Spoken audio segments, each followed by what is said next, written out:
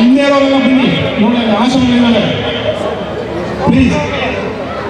ಅಲ್ಲೆಲ್ಲ ಇರೋ ನಮ್ಮ ಬಂಧುಗಳು ದಯಮಾಡಿ DK ಶಿವಕುಮಾರ್, DK ನಾಯಕತ್ವ, ಜೈಮೇರಿ ಮೇಡಮ್ ಅವರು ದಯಮಾಡಿ ವ್ಯಕ್ತಿ ನೋಡಿದ್ದಾರೆ ಆಸೀನರಾಗಿ.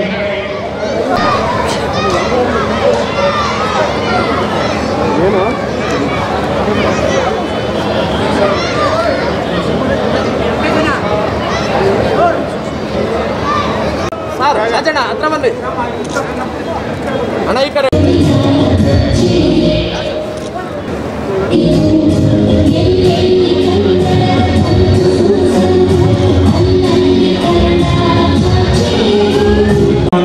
DK ಸುರೇಶ್ ರವರು, ಶಿವಕುಮಾರ್ ಅವರು, ಸಂಸದರಾದಂಥ DK ಸುರೇಶ್ ರವರು, ನಮ್ಮ ಶಾಸಕರಾದಂಥ ಸನ್ಮಾನ್ಯ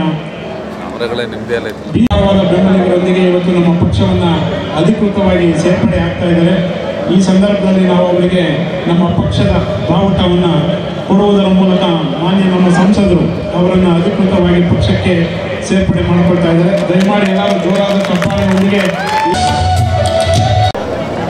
ನಮ್ಮ ಯಲ್ಲಮ್ಮನಹಳ್ಳಿಯ ರವಿ ಅವರು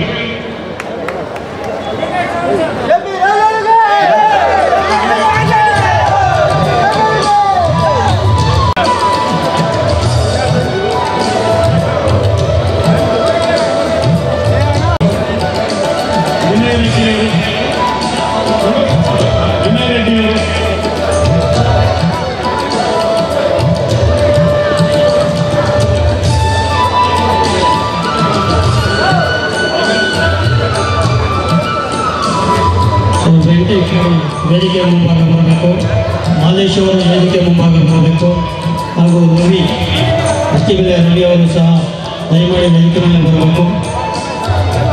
ಆನಂದ್ ಅವರು ಸಹ ವೇದಿಕೆ ಮುಂಭಾಗ ಬರಬೇಕು. ರವಿ ದಯಮಾಡಿ ವೇದಿಕೆ ಬನ್ನಿ. ಬಾಬು ಅವರು ಸಹ ವೇದಿಕೆ ಮೇಲೆ ಬರಬೇಕು. ಬಾಬು ಅವರು ಸಹ ವೇದಿಕೆ ಮೇಲೆ ಬರಬೇಕು. ಸಲೀಂ ಶೇಖ್ ಅವರು ಸಹ ವೇದಿಕೆ ಮೇಲೆ ಬರಬೇಕು. ಕಿರಣ್ ಅವರು, ಹರೀಶ್ ಸಪ್ಪಳ್ಳಿ ಸತೀಶ್ ಅವರು ಸಹ ವೇದಿಕೆ ಮೇಲೆ ಬರಬೇಕು. ಅನಂತ್ ಅವರು ದಯಮಾಡಿ ವೇದಿಕೆ ಮುಂಭಾಗ ಬರಬೇಕು. ದಯಮಾಡಿ ವೇದಿಕೆ ಮೇಲೆ ಬರಬೇಕು. ಶ್ರೀನಾಥ್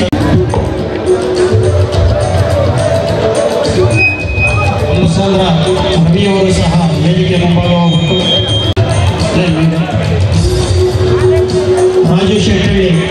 ರಾಜು ಶೆಟ್ಟಳ್ಳಿ ಸಹ ವೇದಿಕೆ ಮುಂಭಾಗ ಬರಬೇಕು. ನಮ್ಮ ರವಿ ಅವರು ಸಹ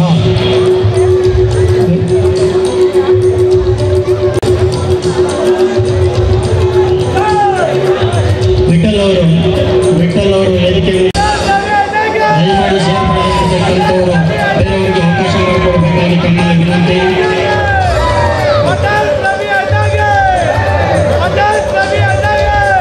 ಅವರು ಸಹ ವೇದಿಕೆ ಮುಂಭಾಗ ಬರಬೇಕು. ಹಾಗೂ ಮಹಿಳಾ ಘಟಕದ ಅಧ್ಯಕ್ಷರಾದಂಥ ವಾಣಿಯವರು, ಅದೇ ರೀತಿ ರೇಖಾ ಅವರು ಸಹ ಮೇಲೆ ಬರಬೇಕು. ಕವಿತಾ ಅವರು, ಪದ್ಮ ಅವರು, ಸುನೀತಕ್ಕ ಅವರು ಪ್ರತಿಯೊಬ್ಬರು ಸಹ ವೇದಿಕೆ ಮೇಲೆ ಬರಬೇಕು. ರೇಖಾ, ಕವಿತಾ, ಪದ್ಮರವರು, ಸುನೀತಾ ಅವರು, ಅರಣ್ಯ ಶಿವರು ಸಹ ದಯಮಾಡಿ ವೇದಿಕೆ ಮಾಡಬೇಕು.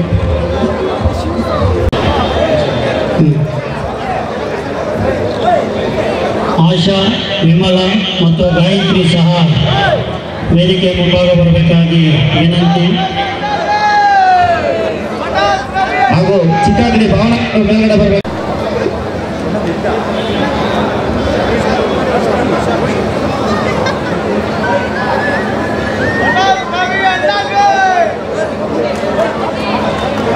ಎಲ್ಲರಿಗೂ ಈ ಸಂದರ್ಭದಲ್ಲಿ ಸ್ವಾಗತವನ್ನು ಕೋರುತ್ತಿದ್ದೀವಿ. ಸುರೇಶ್ ಅಣ್ಣವರು, ಶಿವಣ್ಣವರು ಹಾಗೂ ನಿಮ್ಮ ಸ್ವಾಗತವನ್ನು ಕೊಡಲಿಕ್ಕೆ ಇಚ್ಛಿಸ್ತೇನೆ.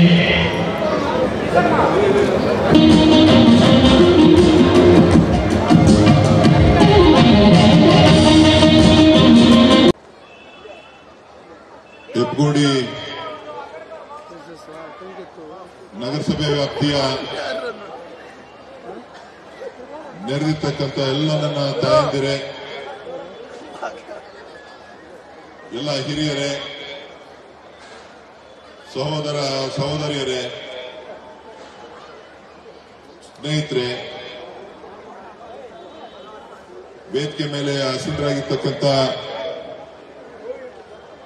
ಆನೇಕಲ್ ವಿಧಾನಸಭಾ ಕ್ಷೇತ್ರದ ಶಾಸಕರಾದಂಥ ಶಿವಣ್ಣವರೇ, ಈ ಒಂದು ಕಾರ್ಯಕ್ರಮದ ರೂವಾರಿಗಳು, ಈಗ ತಾನೇ ನಮ್ಮ ಪಕ್ಷಕ್ಕೆ ಸೇರ್ಪಡೆಯಾದಂಥ ಯುವ ನಾಯಕರಾದಂಥ ಕೆಪಿ ರಾಜೂರವರೇ, ಬ್ಲಾಕ್ ಕಾಂಗ್ರೆಸ್ನ ಅಧ್ಯಕ್ಷರಾದಂಥ ಲಿಂಗಣ್ಣವರೇ,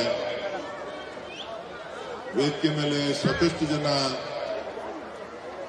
ನಗರಸಭೆಯ ಸದಸ್ಯರುಗಳಿದ್ದಾರೆ. ಎಲ್ಲ ಗೌರವಾನ್ವಿತ ನಗರಸಭೆಯ ಎಲ್ಲ ಸದಸ್ಯರುಗಳೇ, ಎಲ್ಲ ಮುಖಂಡರೇ, ಈಗ ತಾನೇ ಪಕ್ಷಕ್ಕೆ ಸೇರ್ಪಡೆಯಾದಂಥ ಎಲ್ಲ ಜೆಡಿಎಸ್ ಮತ್ತು ಬಿಜೆಪಿಯಿಂದ ಪಕ್ಷವನ್ನ ಸೇರ್ತಾ ಇರ್ತಕ್ಕಂಥ ಎಲ್ಲ ನನ್ನ ಆತ್ಮೀಯ ಸ್ನೇಹಿತರೆ, ಇನ್ನುಳಿದಂತ ವೇದಿಕೆ ಮೇಲೆ ಇರ್ತಕ್ಕಂಥ ಎಲ್ಲ ಗೌರವಾನ್ವಿತ ಗಣ್ಯರೇ, ಮಾಧ್ಯಮದ ಗೆಳೆಯರು, ಇವತ್ತು ಕೆಪಿ ರಾಜೂರವರು ಈ ಹಿಂದೆ ಕಾಂಗ್ರೆಸ್ನಲ್ಲೇ ಇದ್ದಂಥವ್ರು. ಕೆಲವೊಂದು ಕಾರಣಾಂತರಗಳಿಂದ ಅವರು ಜನತಾದಳಕ್ಕೆ ಸೇರಿದ್ರು. ಕಳೆದ ಚುನಾವಣೆಯಲ್ಲಿ, ವಿಧಾನಸಭಾ ಚುನಾವಣೆಯಲ್ಲಿ ನಿಂತು ಸ್ಪರ್ಧೆ ಮಾಡಿದ್ರು. ಆದರೆ ಇವತ್ತು ಕಾಂಗ್ರೆಸ್ ಪಕ್ಷದ ಮೇಲೆ ವಿಶ್ವಾಸವನ್ನು ಇಟ್ಟು, ಸನ್ಮಾನ್ಯ ಮಲ್ಲಿಕಾರ್ಜುನ್ ಖರ್ಗೆ ಅವರ ನಾಯಕತ್ವದಲ್ಲಿ ವಿಶ್ವಾಸವನ್ನು ಇಟ್ಟು, ಮುಖ್ಯಮಂತ್ರಿಗಳಾದಂತಹ ಸಿದ್ದರಾಮಯ್ಯನವರ ಮೇಲೆ ನಂಬಿಕೆಯನ್ನು ಇಟ್ಟು, ರಾಜ್ಯ ಕಾಂಗ್ರೆಸ್ ಪಕ್ಷದ ಅಧ್ಯಕ್ಷರು, ಉಪಮುಖ್ಯಮಂತ್ರಿಗಳಾದಂತಹ ಡಿಕೆ ಶಿವಕುಮಾರ್ ಅವರನ್ನ ಬೆಂಬಲಿಸಬೇಕು, ಅವ್ರ ಜೊತೆ ಇರಬೇಕು ಅಂತ ಹೇಳಿ ಇವತ್ತು ಶಾಸಕರ ಕೈಯನ್ನ ಬಲಪಡಿಸಲಿಕ್ಕೆ ಇವತ್ತು ಪಕ್ಷವನ್ನ ಸೇರ್ಪಡೆ ಆಗ್ತಾ ಇರ್ತಕ್ಕಂಥ ಕೆಪಿ ರಾಜು ಅವರಿಗೆ ಪಕ್ಷದ ಪರವಾಗಿ, ವೈಯಕ್ತಿಕವಾಗಿ, ಎಲ್ಲರ ಇಲ್ಲಿ ನಡೆದಿರ್ತಕ್ಕಂಥ ಎಲ್ಲರ ಪರವಾಗಿ ನಾನು ನಮ್ಮ ಪಕ್ಷಕ್ಕೆ ಹೃತ್ಪೂರ್ವಕವಾದಂತಹ ಸ್ವಾಗತವನ್ನ ಮತ್ತು ಅಭಿನಂದನೆಗಳನ್ನು ನಾನು ಈ ಸಂದರ್ಭದಲ್ಲಿ ಹೇಳಲಿಕ್ಕೆ ಬಯಸ್ತೇನೆ. ಅವ್ರ ಜೊತೆ ಅನೇಕ ನಗರಸಭೆಯ ಸದಸ್ಯರುಗಳು, ಈ ಭಾಗದ ಅನೇಕ ಮುಖಂಡರುಗಳು, ಕಾರ್ಯಕರ್ತರೆಲ್ಲರೂ ಕೂಡ ಆನೇಕಲ್ ತಾಲೂಕಿನ ಅನೇಕ ಅವರ ಅಭಿಮಾನಿಗಳು, ಅವ್ರ ಜೊತೆಯಲ್ಲಿ ಕೆಲಸ ಮಾಡಿದಂಥವರು, ಅವರುಗಳು ಕೂಡ ಇವತ್ತು ಇಲ್ಲ, ನಾವು ಕಾಂಗ್ರೆಸ್ ಪಕ್ಷದ ಜೊತೆ ಇರಬೇಕು, ಕಾಂಗ್ರೆಸ್ ಪಕ್ಷ ಈ ದೇಶದಲ್ಲಿ ಪ್ರಜಾಪ್ರಭುತ್ವವನ್ನು ಉಳಿಸಲಿಕ್ಕೆ, ಸಂವಿಧಾನವನ್ನ ರಕ್ಷಣೆ ಮಾಡಲಿಕ್ಕೆ, ಕರ್ನಾಟಕದ ಕನ್ನಡಿಗರ ಧ್ವನಿಯಾಗಿ ಕೆಲಸ ಮಾಡ್ತಾ ಇರ್ತಕ್ಕಂಥ ಡಿಕೆ ಸುರೇಶ್ ಅವರ ಪರವಾಗಿ ಇರಬೇಕು ಅಂತ ಹೇಳಿ ಇಲ್ಲಿ ಸೇರಿರ್ತಕ್ಕಂಥ ಎಲ್ಲ ಅವರ ಅನುಯಾಯಿಗಳಿಗೆ ಮತ್ತು ಅವರಲ್ಲಿರ್ತಕ್ಕಂಥ ಕೆಳಗಡೆ ಇರ್ತಕ್ಕಂಥ ಎಲ್ಲ ಕಾರ್ಯಕರ್ತ ಬಂಧುಗಳಿಗೆ ನಾನು ವಿಶೇಷವಾದಂತಹ ಸ್ವಾಗತವನ್ನ ಕೋರ್ತಾ ಅವರೆಲ್ಲರಿಗೂ ಕೂಡ ನಾನು ಅಭಿನಂದನೆಗಳನ್ನ ಸಲ್ಲಿಸಲಿಕ್ಕೆ ನಾನು ಬಯಸ್ತಾ ಇದ್ದೇನೆ. ಇವತ್ತೇನು ಈ ರಾಜ್ಯದಲ್ಲಿ ಪ್ರಜಾಪ್ರಭುತ್ವ ವ್ಯವಸ್ಥೆಗೆ ಇವತ್ತು ಏನು ಏಪ್ರಿಲ್ 26ನೇ ತಾರೀಕು ಚುನಾವಣೆ ನಡೀತಾ ಇದೆ. ಈ ಚುನಾವಣೆಯಲ್ಲಿ ಕಾಂಗ್ರೆಸ್ ಪಕ್ಷದ ಅಭ್ಯರ್ಥಿಯಾಗಿ ತಮ್ಮೆಲ್ಲರ ಆಶೀರ್ವಾದದಿಂದ ನಾನು ಈಗಾಗಲೇ ನಾಮಪತ್ರವನ್ನ ಸಲ್ಲಿಕೆಯನ್ನು ನಾನು ಮಾಡಿದ್ದೇನೆ.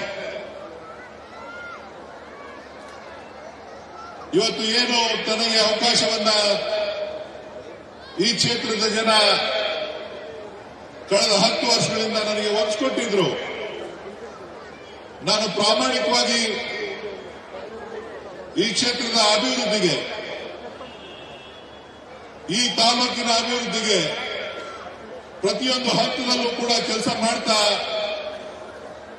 ಜನರ ಜೊತೆ ವಿಶ್ವಾಸವನ್ನು ಇಟ್ಟು ಪ್ರತಿಯೊಂದು ಹಂತದಲ್ಲೂ ಕೂಡ ಎಲ್ಲೆಲ್ಲಿ ಏನೇನು ಆಗಬೇಕು ಕೆಲಸ ಕಾರ್ಯಗಳು, ಯಾವ ರೀತಿಯಾಗಿ ರಾಜ್ಯ ಸರ್ಕಾರದಿಂದ ಕೇಂದ್ರ ಸರ್ಕಾರದಿಂದ ಏನೆಲ್ಲ ಮಾಡಲಿಕ್ಕೆ ಸಾಧ್ಯ, ಈ ಭಾಗದ ಜನರ ಆರ್ಥಿಕ ಸುಧಾರಣೆಯನ್ನು ಮಾಡಲಿಕ್ಕೆ, ಸಾಮಾಜಿಕ ಬದಲಾವಣೆಯನ್ನು ತರಲಿಕ್ಕೆ, ಶೈಕ್ಷಣಿಕವಾಗಿ ಅವರನ್ನ ಮೇಲೆತ್ತಲಿಕ್ಕೆ, ಕರೋನಾದಂತ ಸಂದರ್ಭದಲ್ಲಿ ಯಾವ ರೀತಿಯಾಗಿ ಧೈರ್ಯವನ್ನ ತುಂಬಬೇಕು, ಪ್ರತಿಯೊಂದು ಹಂತದಲ್ಲೂ ಕೂಡ ಕಳೆದ 10 ವರ್ಷಗಳಿಂದ ಪ್ರಾಮಾಣಿಕವಾಗಿ ಸೇವೆಯನ್ನು ಮಾಡ್ತಾ ಇವತ್ತು ನಾನು ಮತ್ತೆ ತಮ್ಮ ಆಶೀರ್ವಾದಕ್ಕಾಗಿ ನಿಂತಿದ್ದೇನೆ. ಇವತ್ತು ಕಳೆದ 2 ಚುನಾವಣೆಗಳನ್ನು ಕೂಡ KP ರಾಜುರವರು ನನಗೆ ಚುನಾವಣೆಯನ್ನು ಮಾಡಿದ್ದಾರೆ. ಅವರು ಇವತ್ತೇನು ಹೊಸದೇನಲ್ಲ ನನಗೆ. ಸೊ ಅವರ ಸ್ವಾಗತವನ್ನ ನಾವೆಲ್ಲರೂ ಕೂಡ ಸಂಪೂರ್ಣವಾಗಿ ತುಂಬ ಮನಸ್ಸಿನಿಂದ ಸ್ವಾಗತವನ್ನ ಮಾಡ್ತಾ, ನಾನಾದರೂ ಹೇಳೋದಿಷ್ಟೇ, ಇವತ್ತು ಹೆಬ್ಬಗೋಡಿ ನಗರಸಭೆ ಇದೊಂದು ಪಂಚಾಯಿತಿ ಕೇಂದ್ರ ಆಗಿತ್ತು, ಗ್ರಾಮ ಪಂಚಾಯಿತಿಯ ಕೇಂದ್ರ ಆಗಿತ್ತು. ಹಿಂದೆ ಸನ್ಮಾನ್ಯ ಸಿದ್ದರಾಮಯ್ಯನವರು 2013ರಿಂದ 2018ರವರೆಗೂ ಏನು ಮುಖ್ಯಮಂತ್ರಿಗಳಾಗಿದ್ದು, ಆ ಸಂದರ್ಭದಲ್ಲಿ ಈ ಒಂದು ಪಂಚಾಯಿತಿಯನ್ನ ಮೇಲ್ದರ್ಜೆಗೆ ಏರಿಸಬೇಕು ಅಂತ ಹೇಳಿ ಇವತ್ತು ತೀರ್ಮಾನವನ್ನು ಮಾಡಿ ಇವತ್ತು ಇದನ್ನ ನಗರಸಭೆಗೆ ಮಾಡಿದ್ದೇವೆ ಅಂತ ಹೇಳಿದ್ರೆ ಅದರಲ್ಲಿ ನನ್ನ ಪಾತ್ರ ಕೂಡ ಬಹಳಷ್ಟಿದೆ ಅಂತಕ್ಕಂಥ ಮಾತನ್ನ ನಾನು ಈ ಸಂದರ್ಭದಲ್ಲಿ ಹೇಳಲಿಕ್ಕೆ ಬಯಸ್ತೇನೆ. ಇವತ್ತು ಬಹಳಷ್ಟು ಬದಲಾವಣೆಗಳನ್ನು ನಾವು ನಿರೀಕ್ಷೆಯನ್ನು ಮಾಡ್ತಾ ಇದ್ದೇವೆ. ಇವತ್ತು ಸಾಕಷ್ಟು ಮೂಲಭೂತ ಸೌಕರ್ಯಗಳನ್ನು ಕೊಡಲಿಕ್ಕೆ ಪ್ರಯತ್ನವನ್ನು ಮಾಡ್ತಾ ಇದ್ದೇವೆ ಈ ಹೆಬ್ಬಗೋಡಿ ನಗರಸಭೆಗೆ. ಇವತ್ತೇನು ಈ ಹೆಬ್ಬಗೋಡಿ ನಗರಸಭೆಗೆ ಒಳಚರಂಡಿ ವ್ಯವಸ್ಥೆ ಇರ್ಬೋದು, ಕುಡಿಯುವ ನೀರಿನ ವ್ಯವಸ್ಥೆ ಇರ್ಬೋದು, ಆ ಕುಡಿಯುವ ನೀರಿನ ವ್ಯವಸ್ಥೆಯನ್ನ ಮಾಡತಕ್ಕಂಥ ಒಂದು ನಿಟ್ಟಿನಲ್ಲಿ ಈಗಾಗಲೇ ಒಳಚರಂಡಿ ವ್ಯವಸ್ಥೆಗೂ ಕೂಡ ಈಗಾಗಲೇ ಸುಮಾರು 191 ಕೋಟಿ ರೂಪಾಯಿ ಹಣವನ್ನ ನಮ್ಮ ಸರ್ಕಾರ, ಸನ್ಮಾನ್ಯ ಸಿದ್ದರಾಮಯ್ಯನವರ ನೇತೃತ್ವದ ಸರ್ಕಾರ, ಸನ್ಮಾನ್ಯ DK ಶಿವಕುಮಾರ್ ಅವರ ನೇತೃತ್ವದಲ್ಲಿ ಈ ಹೆಬ್ಬಗೋಡಿ ನಗರಸಭೆಗೆ ಮಂಜೂರಾತಿಯನ್ನ ನೀಡಿದೆ ಅಂತಕ್ಕಂಥ ಮಾತನ್ನ ನಾನು ಈ ಸಂದರ್ಭದಲ್ಲಿ ಹೇಳಲಿಕ್ಕೆ ಬಯಸ್ತೇನೆ. ಇವತ್ತು ಕುಡಿಯುವ ನೀರಿನ ಸಮಸ್ಯೆ ಎಲ್ಲ ಕಡೆ ಇಡೀ ರಾಜ್ಯದಲ್ಲಿ ನಾವು ಬವಣೆಯನ್ನು ನೋಡ್ತಾ ಇದ್ದೀವಿ. ಬರಗಾಲದ ಪರಿಸ್ಥಿತಿಯನ್ನು ನಾವು ಎದುರಿಸ್ತಾ ಇದ್ದೀವಿ.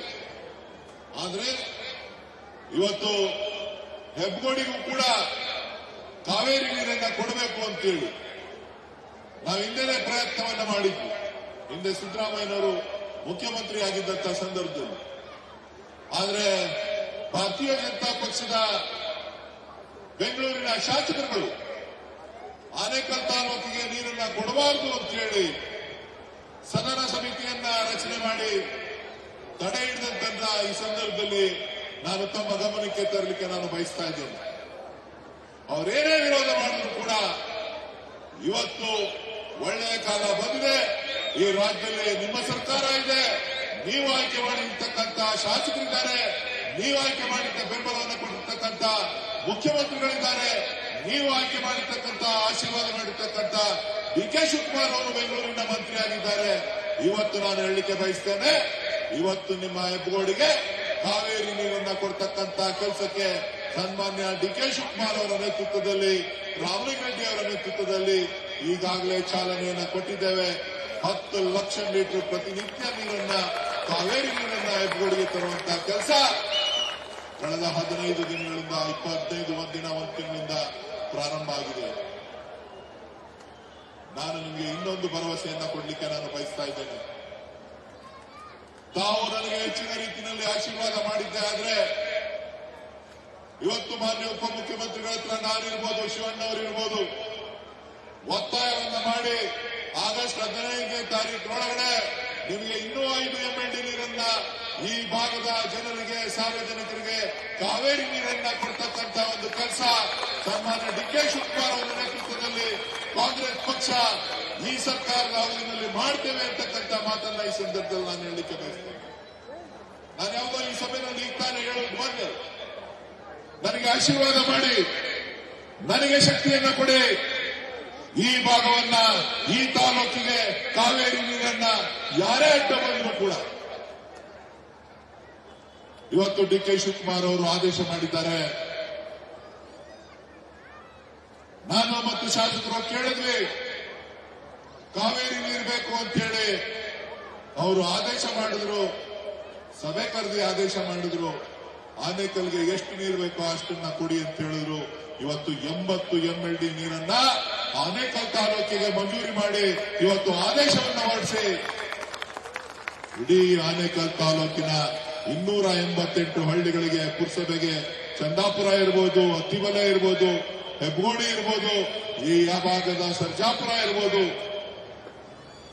ವಂಸಂದ್ರ ಇರ್ಬೋದು, ಪಕ್ಕದ ಈ ಪಂಚಾಯಿತಿಗಳು ಯಾವುದಿದೆ ಎಲ್ಲ ಹಳ್ಳಿಗಳಿಗೆ, ಎಲ್ಲ ಪಂಚಾಯಿತಿಗಳಿಗೆ 80 MLD ನೀರನ್ನ ಕೊಡ್ಲಿಕ್ಕೆ ಸರ್ಕಾರ ಇವತ್ತು ಆದೇಶವನ್ನು ಮಾಡಿದೆ. ನಾನು ಚುನಾವಣೆಗೋಸ್ಕರ ಹೇಳ್ತಾ ಇಲ್ಲ, ಸರ್ಕಾರ ಬಂದ ತಕ್ಷಣ ಮಾನ್ಯ ಉಪಮುಖ್ಯಮಂತ್ರಿಗಳಿಗೆ ಮನವಿ ಮಾಡಿದ್ದೇನೆ, ನನ್ನ ಕ್ಷೇತ್ರಕ್ಕೆ ಕಾವೇರಿ ನೀರು ಬೇಕು ಅಂತ ಹೇಳಿ. ಅವ್ರು ಹೇಳಿದ್ರು ಒಂದೇ ಒಂದು ಮಾತು, ಆನೇಕಲ್ ತಾಲೂಕಿನ ಜನರ ಋಣವನ್ನ ನಾನು ತೀರಿಸಬೇಕಾಗಿದೆ. ನನ್ನ ತಮ್ಮನಿಗೆ ಆಶೀರ್ವಾದ ಮಾಡಿದ್ದಾರೆ, ನಾನು ಋಣ ತೀರಿಸಬೇಕಾಗಿದೆ.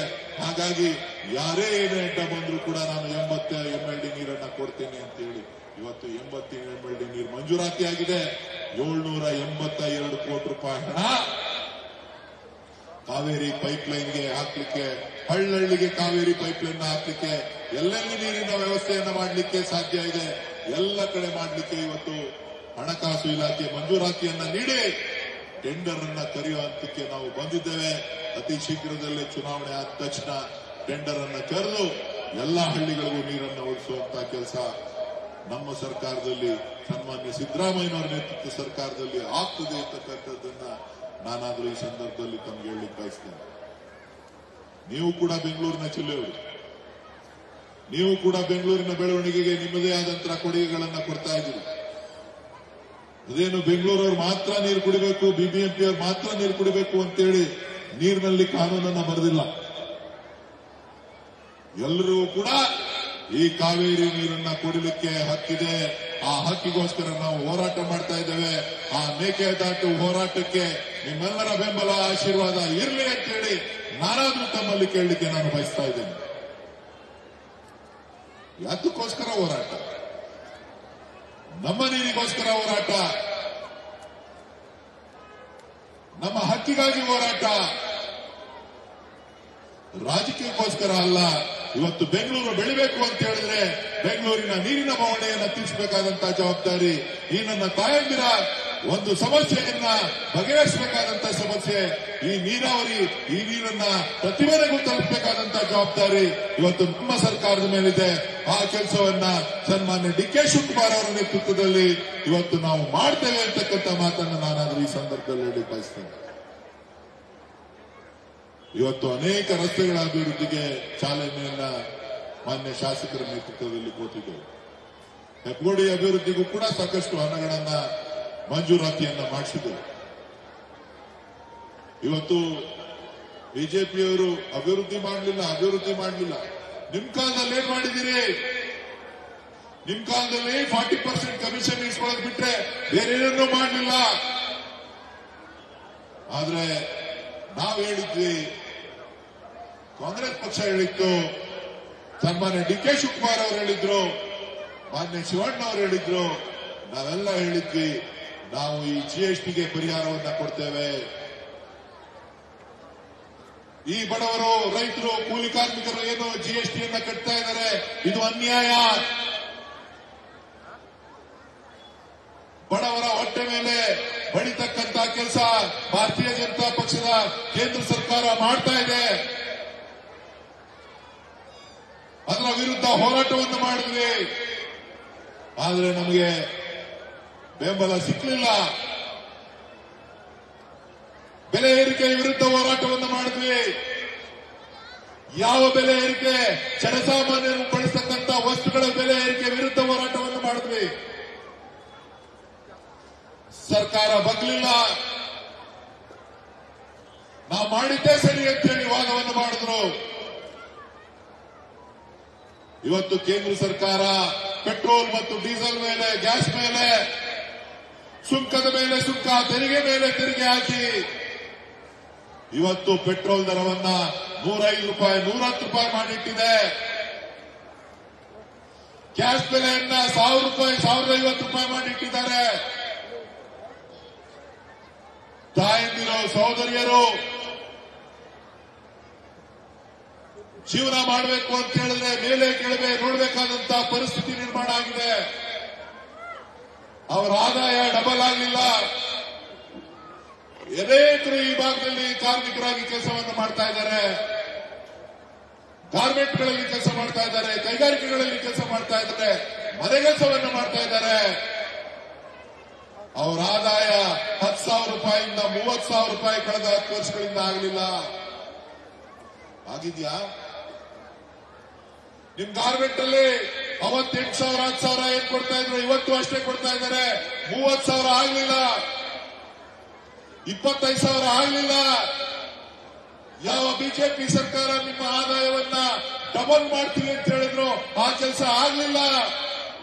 ಅದರ ಬದಲಾಗಿ ಬಡವರು ಬಳಸ್ತಕ್ಕಂಥ, ಮಧ್ಯಮ ವರ್ಗ ಬಳಸ್ತಕ್ಕಂಥ ಎಲ್ಲ ಪದಾರ್ಥಗಳ ಮೇಲೆ ತೆರಿಗೆಯನ್ನ, ಜಿಎಸ್ಟಿಯನ್ನ ವಿಧಿಸಿ ನಿಮ್ಮ ಹತ್ರ ತೆರಿಗೆಯನ್ನ ವಸೂಲಿ ಮಾಡತಕ್ಕಂಥ ಕೆಲಸ ಪ್ರತಿಯೊಬ್ಬ ವ್ಯಕ್ತಿ. ಇವತ್ತು ನೀವು 10,000 ರೂಪಾಯಿ ತಿಂಗಳಿಗೆ ಖರ್ಚು ಮಾಡ್ತಾ ಇದ್ದೀರಿ ಅಂತ ಹೇಳಿದ್ರೆ ನಿಮ್ಮ ಜೀವನಕ್ಕೆ 1,800 ರೂಪಾಯಿ ತೆರಿಗೆಯನ್ನು ವಸೂಲಿ ಮಾಡತಕ್ಕಂಥ ಒಂದು ಕೆಲಸ ಈ ರಾಷ್ಟ್ರದಲ್ಲಿ ನಡೀತಾ ಇದೆ. ನೀವು 20,000 ರೂಪಾಯಿ ಕೆಲಸ 20,000 ರೂಪಾಯಿ ಖರ್ಚು ಮಾಡ್ತೀವಿ ಅಂತ ಹೇಳಿದ್ರೆ 3,600 ರೂಪಾಯಿ ತೆರಿಗೆಯನ್ನು ವಸೂಲಿ ಮಾಡತಕ್ಕಂಥ ಕೆಲಸ ಇವತ್ತು ನಡೀತಾ ಇದೆ. ಯಾರಿಂದ? ಈ ರಾಜ್ಯದ ರೈತರಿಂದ, ಈ ದೇಶದ ರೈತರಿಂದ, ಈ ರಾಜ್ಯದಲ್ಲಿರ್ತಕ್ಕಂಥ ಕೂಲಿ ಕಾರ್ಮಿಕರಿಂದ ಬೆವರಿನ ಹಣವನ್ನ ವಸೂಲಿ ಮಾಡತಕ್ಕಂಥ ಕೆಲಸ. ನೀವು ದುಡಿದಂತ ಬೆವರಿನ ಹಣದಿಂದ ಕೂಲಿ ಮಾಡಿ ಜೀವನ ಮಾಡಲಿಕ್ಕೆ ಬಂದಿದ್ದೀರಿ. ರಾಜ್ಯದ ವಿವಿಧ ಮೂಲೆಗಳಿಂದ ಬಂದಿದ್ದೀರಿ, ರಾಷ್ಟ್ರದ ವಿವಿಧ ಮೂಲೆಗಳಿಂದ ಬಂದಿದ್ದೀರಿ. ಆದ್ರೆ ನಿಮ್ಮ ಹತ್ರ ತೆರಿಗೆಯನ್ನು ವಸೂಲಿ ಮಾಡಿ ಇವತ್ತು ಸರ್ಕಾರವನ್ನು ನಡೆಸ್ತಾ ಇದ್ದೀವಿ, ನಾವು ಅಭಿವೃದ್ಧಿಯನ್ನು ಮಾಡ್ತಾ ಇದ್ದೀವಿ ಅಂತ ಹೇಳ್ತಾ ಇದ್ದಾರೆ. ಯಾರ ದುಡ್ಡು? ಬಡವರ ದುಡ್ಡು, ಕೂಲಿ ಕಾರ್ಮಿಕರ ದುಡ್ಡು. ಹಾಗಾಗಿ ಇವತ್ತು ನಾವು ಹೋರಾಟವನ್ನು ಮಾಡಿದ್ವಿ. ನಮಗೆ ಬೆಲೆ ಕೊಡಲಿಲ್ಲ. ಕೊರೋನಾದ ಸಂದರ್ಭದಲ್ಲಿ ನಿಮಗೆ ಆರ್ಥಿಕ ಸಹಾಯ ನೀಡಿ ಅಂತೇಳಿ ಮನವಿ ಮಾಡಿದ್ವಿ, ಮಾಡಲಿಲ್ಲ. 10,000 ರೂಪಾಯಿ ಒಂದ್ 2-3 ತಿಂಗಳು ಕೊಡಿ ಅಂತ ಕೇಳಿದ್ವಿ, ಕೊಡ್ಲಿಲ್ಲ. 5,000 ಕೊಡಿ ಅಂತ ಹೇಳಿದ್ವಿ, ಕೊಡ್ಲಿಲ್ಲ. ಹೋರಾಟ ಬೀದಿಗಿಳಿದು ಹೋರಾಟವನ್ನ ಡಿ.ಕೆ. ಶಿವಕುಮಾರ್ ಅವರ ನೇತೃತ್ವದಲ್ಲಿ, ಸಿದ್ದರಾಮಯ್ಯನವರ ನೇತೃತ್ವದಲ್ಲಿ, ರಾಹುಲ್ ಗಾಂಧಿ ಅವರ ನೇತೃತ್ವದಲ್ಲಿ ಈ ದೇಶದಲ್ಲಿ ನಾವು ಮಾಡಿದ್ವಿ. ಯಾವುದಕ್ಕೂ ಬಗ್ಲಿಲ್ಲ. ಅವ್ರ ಒಂದೇ ಗುರಿ 40% ಕಮಿಷನ್ ಮೇಲೆ ಅವರ ಆಸಕ್ತಿ ಇತ್ತು. ನಾವು ಕಳೆದ ಚುನಾವಣಾ ಸಂದರ್ಭದಲ್ಲಿ ಇಡೀ ರಾಜ್ಯವನ್ನ ಪ್ರವಾಸ ಮಾಡಿದಂತ ಸನ್ಮಾನ್ಯ ಡಿ.ಕೆ. ಶಿವಕುಮಾರ್ ಅವರು, ಸಿದ್ದರಾಮಯ್ಯನವರು ಎಲ್ಲ ವರ್ಗದ ಜನರ ಹತ್ರ ಕೇಳಿದ್ರು, ಏನಾಗಬೇಕು, ಏನಾಗಬೇಕು, ಏನ್ ಮಾಡಬೇಕು, ನಮ್ಮ ಸರ್ಕಾರ ಬಂದ್ರೆ ನಿಮ್ಗೆ ನಮ್ಮಿಂದ ಏನಾಗಬೇಕು ಅಂತ ಹೇಳಿ 100 ಸಲಹೆಗಳು ಬಂತು, 100 ವಿಚಾರಗಳನ್ನ ಚರ್ಚೆ ಮಾಡಿದ್ವಿ. ಒಂದಲ್ಲ, ಎರಡಲ್ಲ. ಆ ಸಂದರ್ಭದಲ್ಲಿ ಈ 5 ಗ್ಯಾರಂಟಿಗಳನ್ನ, ಈ ನಿಮ್ಮ ಹಸ್ತದಲ್ಲಿರ್ತಕ್ಕಂಥ, ನಿಮ್ಮ ಕೈಯಲ್ಲಿರ್ತಕ್ಕಂಥ 5 ಗ್ಯಾರಂಟಿಗಳನ್ನು ನಾವು ಘೋಷಣೆ ಮಾಡಿದ್ವಿ. 5 ಬೆರಗಳನ್ನ ಸಂಕೇತವಾಗಿಟ್ಕೊಂಡು 5 ಗ್ಯಾರಂಟಿಗಳನ್ನ ಘೋಷಣೆ ಮಾಡಿದ್ವಿ. ಜನ ಆಡ್ಕೊಂಡ್ರು. ವಿರೋಧ ಪಕ್ಷಗಳು ಕೂಗಿದ್ರು, ಇದು ಸುಳ್ಳು ಅಂತ ಹೇಳಿದ್ರು, ಇದು ಸುಳ್ಳು ಅಂತ ಹೇಳಿದ್ರು, ಸರ್ಕಾರ ದಿವಾಳಿ ಆಗ್ತದೆ ಅಂತ ಹೇಳಿದ್ರು. ಎಲ್ಲಿದೆ ಮಾಡಲಿಕ್ಕೆ? ಚುನಾವಣೆಯನ್ನ ಗೆಲ್ಲಲಿಕ್ಕೋಸ್ಕರ ಮಾಡ್ತಾ ಇದ್ದಾರೆ, ಇದನ್ನ ನಂಬೇಡಿ ಅಂತ ಹೇಳಿ ಸಾರಿ ಸಾರಿ ಬಿಜೆಪಿಯವರು ಜೆಡಿಎಸ್ನವರು ಹೇಳಿದ್ರು. ಆದ್ರೆ ಈ ರಾಜ್ಯದ ಜನ 135 ಸ್ಥಾನಗಳನ್ನ ಕಾಂಗ್ರೆಸ್ ಪಕ್ಷಕ್ಕೆ ಸನ್ಮಾನ್ಯ ಸಿದ್ದರಾಮಯ್ಯನವರ ನೇತೃತ್ವದಲ್ಲಿ, ಡಿ.ಕೆ. ಶಿವಕುಮಾರ್ ಅವರ ನೇತೃತ್ವದಲ್ಲಿ ಕೊಟ್ಟರು. ತಕ್ಷಣ ನಾವು ಘೋಷಣೆ ಮಾಡಿದ್ವಿ ಆ 5 ಗ್ಯಾರಂಟಿಗಳನ್ನ.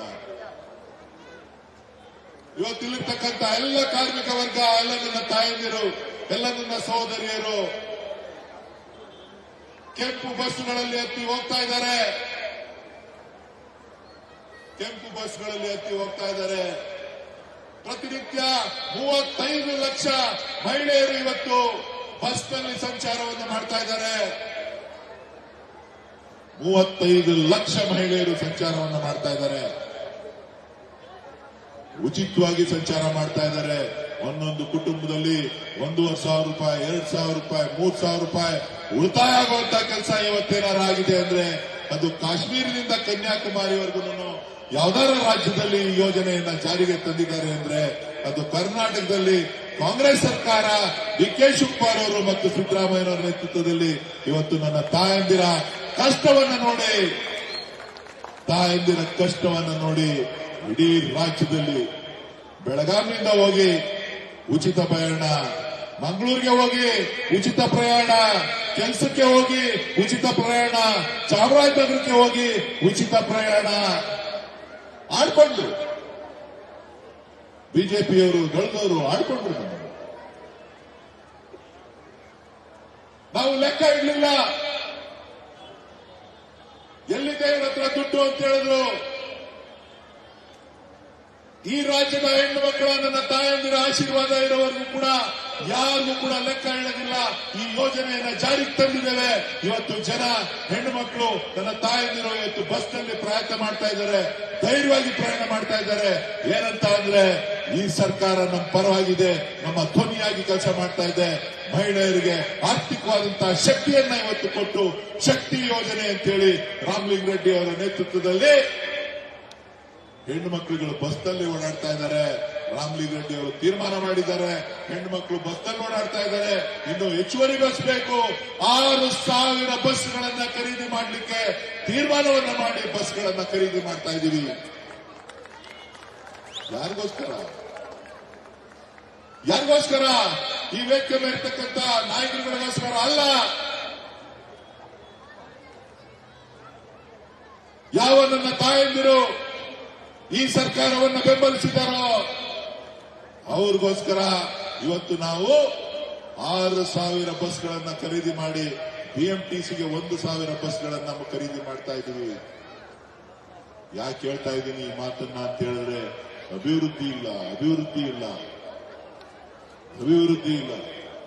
ಏನು ಅಭಿವೃದ್ಧಿ ಅಂದ್ರೆ? ಅಭಿವೃದ್ಧಿ ಅಂದ್ರೆ ಸೈಲೆಂಟ್ ಆಗಿದ್ದೀರಿ. ಒಂದು ನಿಮಿಷ. ಬಲೋ ಭಾರತ್ ಮಾತಾಕಿ.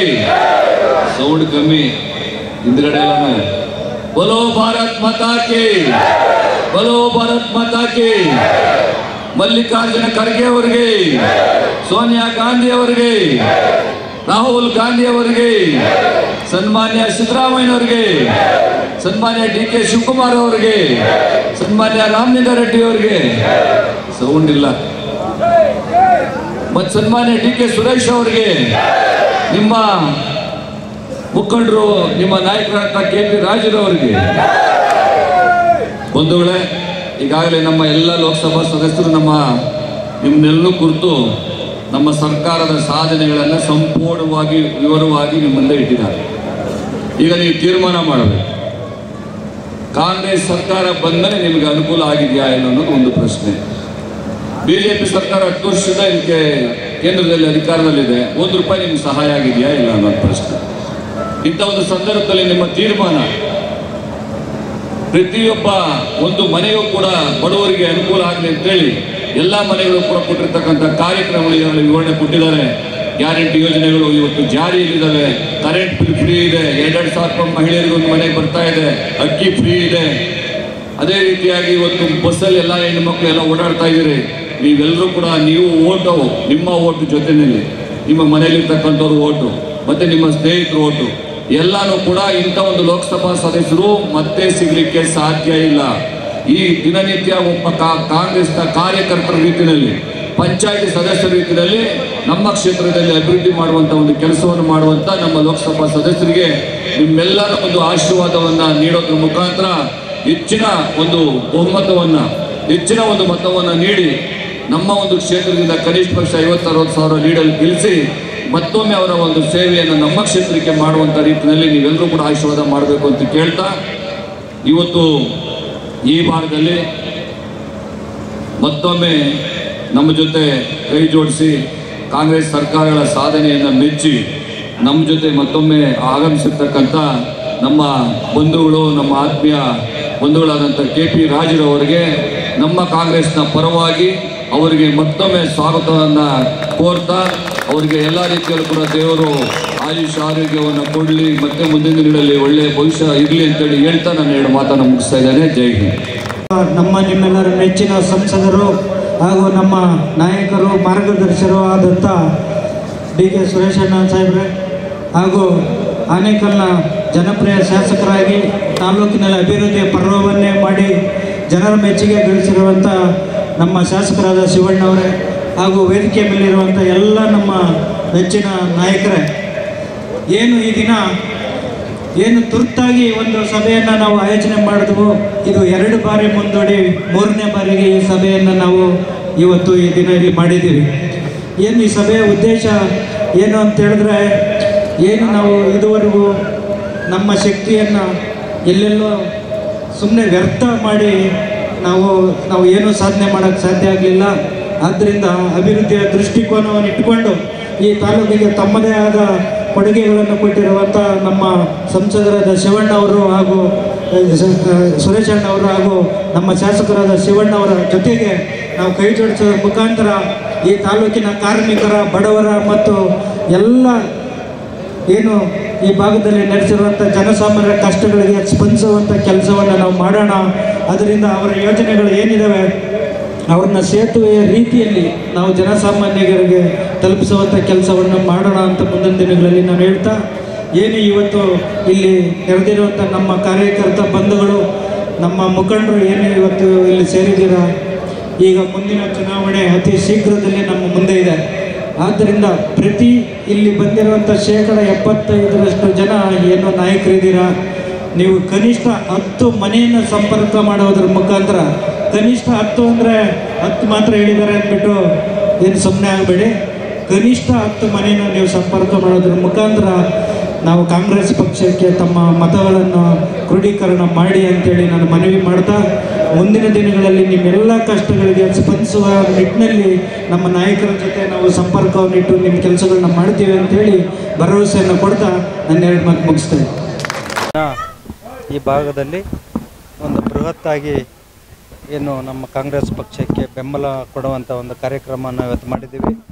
ತಾಲೂಕಿನಾದ್ಯಂತ ನಮ್ಮ ಯುವ ನಾಯಕರು ಏನಿದ್ದಾರೆ, ಇದುವರೆಗೂ ಕೆಲಸ ಮಾಡಿದಂಥ ಎಲ್ಲ ನಮ್ಮ ನಾಯಕರು ಅಭೂತಪೂರ್ವವಾಗಿ ಬೆಂಬಲವನ್ನು ಕೊಟ್ಟಿದ್ದಾರೆ. ಅವರೆಲ್ಲರಿಗೂ ನಾವು ಕೃತಜ್ಞತೆಗಳನ್ನ ಸಲ್ಲಿಸ್ತೀವಿ. ಅದೇ ರೀತಿ ಮುಂದಿನ ದಿನಗಳಲ್ಲಿ ಅವರೆಲ್ಲ ಕಷ್ಟಗಳಿಗೆ ಸ್ಪಂದಿಸುವಂಥ ಕೆಲಸವನ್ನು ಮಾಡ್ತೀವಿ ಅಂತ ಅವರೆಲ್ಲ ನಮ್ಮ ನಾಯಕರಿಗೆ ಭರವಸೆಯನ್ನು ಕೊಡ್ತಾಯಿದ್ದೀವಿ.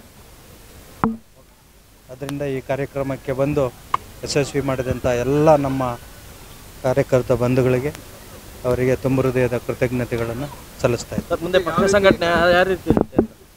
ಪಕ್ಷ ಸಂಘಟನೆ ಈಗಾಗಲೇ ಒಂದು ಫೋನ್ ಕರೆಗಳ ಮುಖಾಂತರ 3 ದಿನದಿಂದ ಮಾಡಿದ್ದ ಸಂಘಟನೆ ಇದಷ್ಟೇ. ಈಗ ಎಲ್ಲ ಗ್ರಾಮಕ್ಕೂ, ತಾಲೂಕಿನಾದ್ಯಂತ ಎಲ್ಲ ಗ್ರಾಮಕ್ಕೂ ಭೇಟಿ ನೀಡೋದ್ರ ಮುಖಾಂತರ ಶಾಸಕರ ಜೊತೆಯಲ್ಲಿ ಮತ್ತು ಸಂಸದರ ಜೊತೆಯಲ್ಲಿ ಪಕ್ಷವನ್ನು ಸಂಘಟನೆ ಮಾಡ್ತೀವಿ. ಸರ್, ಈ ಬಾರಿ ಹೆಬ್ಬಗೋಡಿ ನಗರಸಭೆ ಎಷ್ಟು ಅಂತರ ಕೊಡ್ತೀವಿ, ಲೀಡ್ ಕೊಡ್ತೀವಿ? ಹೆಬ್ಬಗೋಡಿ ನಗರಸಭೆಯಲ್ಲಿ ಅತಿ ಹೆಚ್ಚಿನ ಲೀಡ್ ಅಂತೂ ಕೊಡ್ತೀವಿ. ಚುನಾವಣೆ ನಂತರ ನಾವು ಅದನ್ನ ಮಾತಾಡ್ತೀವಿ. ಮತದಾರರಿಗೆ ಏನು ಹೇಳ್ತೀವಿ? ಮತದಾರರು ಏನು ಜನರ ಕಷ್ಟಗಳಿಗೆ ಸ್ಪಂದಿಸುವಂಥ ಏನು ನಾಯಕತ್ವ ಇದೆ, ಆ ನಾಯಕತ್ವವನ್ನು ಬೆಂಬಲಿಸಿ ಭಾವನಾತ್ಮಕ ವಿಚಾರಗಳಿಂದ ನಿಮ್ಮ ಕಷ್ಟಗಳು ಬಗೆಹರಿಯೋದಿಲ್ಲ. ನಿಮ್ಮ ಕಷ್ಟಗಳಿಗೆ ಸ್ಪಂದಿಸುವಂಥ ನಾಯಕರು ಯಾರು ಅನ್ನೋದನ್ನ ನೀವು ತಿಳ್ಕೊಂಡು ಅವರ ಜೊತೆಯಲ್ಲಿ ನಿಲ್ಲಿ ಅಂತ ಮನವಿ ಮಾಡ್ತೀನಿ. ನಾನು ಯಾವುದೇ ಸ್ಥಾನಮಾನ ಅಪೇಕ್ಷೆ ಇಟ್ಕೊಂಡು ನಾನು ಪಕ್ಷಕ್ಕೆ ಬಂದಿಲ್ಲ.